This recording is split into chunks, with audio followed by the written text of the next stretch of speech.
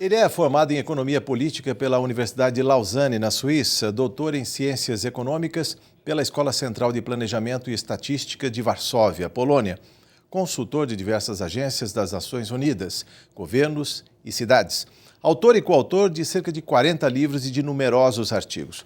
O Arena Livre tem o prazer em receber Ladislau Dolbor, professor titular do Departamento de Pós-Graduação da PUC São Paulo. Vamos discutir o atual momento de crise mundial e as oportunidades para os países emergentes, entre eles o Brasil. Também convidamos o deputado Adriano Diogo, do PT. Em participações gravadas, o deputado Carlos Gianazzi, do PSOL, e o deputado Simão Pedro, do PT. Bem-vindo ao estúdio da TV Assembleia e ao programa Arena Livre. Uma satisfação recebê-lo, professor. 7 bilhões de almas na face da Terra, 70 milhões a mais a cada ano.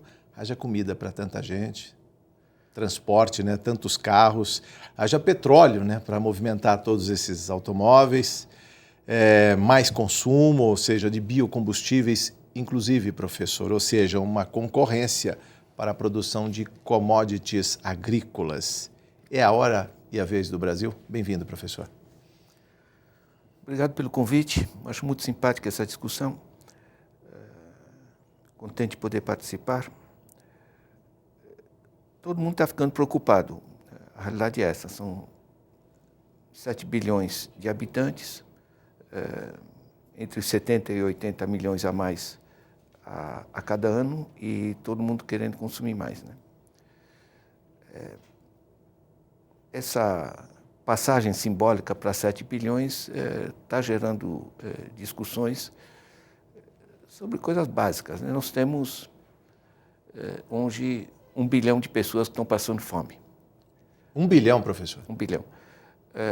Os dados básicos são esses: 1 bilhão de pessoas passando fome, destes são cerca de 180 milhões de crianças, e dessas 180 milhões, cerca de 11 milhões, entre 10 e 11 milhões, morrem anualmente por não ter acesso à comida, por não ter acesso à água limpa e coisas do gênero. É uma tragédia silenciosa, porque o que morre na base da sociedade não gera tanto movimento, né? Quando Sim. Os banqueiros estão em crise, o mundo está em crise. Mas a pressão está aí, né? Sim. Não há razões para tal pressão que não sejam razões políticas, né? Nós produzimos no mundo, hoje, 2 bilhões de toneladas de grãos.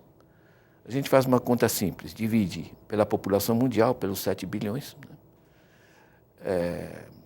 Divide por 365 dias, dá 800 gramas só de grãos por pessoa por dia. Quem faz arroz em casa sabe que 800 gramas, né, é muito, né? Então, na realidade, não estamos falando dos tubérculos, legumes, Sim. peixe, enfim, tantas Só outras grãos. coisas. Só grãos. Não há nenhuma razão econômica para termos fome no planeta. Nós temos amplamente o suficiente, sabemos onde está a pobreza, sabemos criar sistemas logísticos de abastecimento. É um problema realmente de priorização política, né? Tal e qual a riqueza, a comida é mal distribuída, professor. Exatamente. Quer dizer, esse é o eixo central, né? Agora, é a pressão sobre a comida. A gente pergunta, mas como é possível que não se priorize pelo menos a comida da criança, né? Se gasta muito mais, por exemplo, milho nos Estados Unidos para produzir etanol, para abastecer carros, de alta categoria, né? Do que seria necessário para resolver o problema das crianças no mundo. Então, a passagem dos 7 bilhões para nós é uma oportunidade, né, para a gente levantar problemas, né? Para já, não são só os 7 bilhões, né? É o ritmo de aumento. 80 milhões significa a cada dia 220 mil pratos na mesa a mais no planeta. É muita gente para o jantar, não é, professor? É muita gente para o jantar. Então, essa gente, veja bem, quando nasce meu pai, 1900, não é tão longe assim, o planeta tinha 1,5 bilhão. hoje somos 7. Quer dizer, olhar para trás, as pessoas se dão conta, né, a pressão. E mais, quanto mais se eleva a população total, a base se eleva, mesmo que a porcentagem baixe, né, o volume de população cresce. A gente deve chegar a 2050 a cerca de 9 bilhões e meio. Né? E a preocupação é a seguinte, toda essa gente está querendo consumir mais. Nós montamos um sistema de consumo para basicamente 1/3 da população mundial. O automóvel, enfim, os eletrodomésticos, um conjunto de... Nada contra esses confortos. Só que o consumo energético, o tipo de intensidade de uso agrícola, defensivo, uso agrotóxico, etc., enfim, o tipo de ocupação do solo. Né? Se expandirmos o modelo que foi criado para a minoria, para 1/3 da população, para o resto da população mundial, o planeta Depois o senhor vai falar, né? sobre as oportunidades para o Brasil. Eu preciso passar a palavra ao deputado Adriano Diogo. Bem-vindo a essa arena, deputado Adriano Diogo. E quantas pessoas passam fome no Brasil, apesar do programa de renda mínima ter atingido um grande número de famílias e acho que incidiu na questão da fome? Quantas pessoas passam fome no Brasil ainda? Olha, eu não sei dizer nesse momento. Eu sei que são, em condições subhumanas, 16 milhões. Né? Nós temos dezenas de milhões a mais que vivem em condições extremamente duras, né? E o Brasil é um desses países que foi organizado também para 1/3. Né? Então, o que se passa no planeta em termos de divisão, né, de irracionalidade de uso, se passa também no Brasil. Né? Agora, o Brasil tem trunfos fenomenais. Né? Eu recebo economistas, enfim, pesquisadores de outros países, né? Eles não entendem que haja luta por terra no país que tem a maior reserva de terra agrícola do planeta. Que haja fome num país onde tem solo, água, clima e ausência de obstáculos naturais absolutamente fenomenais. Né? O senhor ainda vai falar no programa de hoje sobre a sua visita à China, mas era importante, inclusive, esclarecer para o nosso telespectador que este Brasil também tirou 45 milhões da linha da pobreza, ascendendo aí as classes D e E. A melhoria também das condições de vida da classe C, e por que também não dizer da classe A e B. E que a China tirou 500 milhões dessa linha da pobreza, ou seja, 50 milhões do Brasil, lá 10 vezes mais, professor. É essa oportunidade que eu estou falando dos emergentes. Olha, o Brasil tem todos os trunfos, né? Num planeta que está precisando produzir alimentos, que precisa de um conjunto de matérias-primas agrícolas para a indústria, né?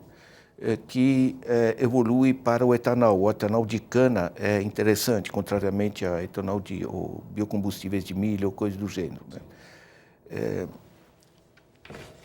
Com essas reservas de solo, nós temos tranquilamente 200 milhões de hectares de terra parada ou subutilizada. Né? Nós temos imensos trunfos. Agora, não é só um trunfo no sentido de você poder alimentar e servir bem a população local e nossas empresas, mas também ajudar no planeta todo. Né? É o fato que, se você mobiliza esses recursos, você está gerando emprego, você está gerando demanda, você está tirando, digamos, o país da crise, gerando as chamadas políticas anticíclicas. Né? Sim. Então, eu vejo assim, todo esse problema da pobreza, da miséria, do atraso, do desemprego, o imenso setor informal nosso, que é 40%, né? Na América Latina é 70% de setor informal, pode ser visto como drama, pode ser visto como oportunidade. Porque ao passar a incluir essa gente, ao gerar programas como este que o senhor está mencionando, né, dos incluídos, transferência de renda, etc., né? Nós, na realidade, estamos dinamizando a economia. Né?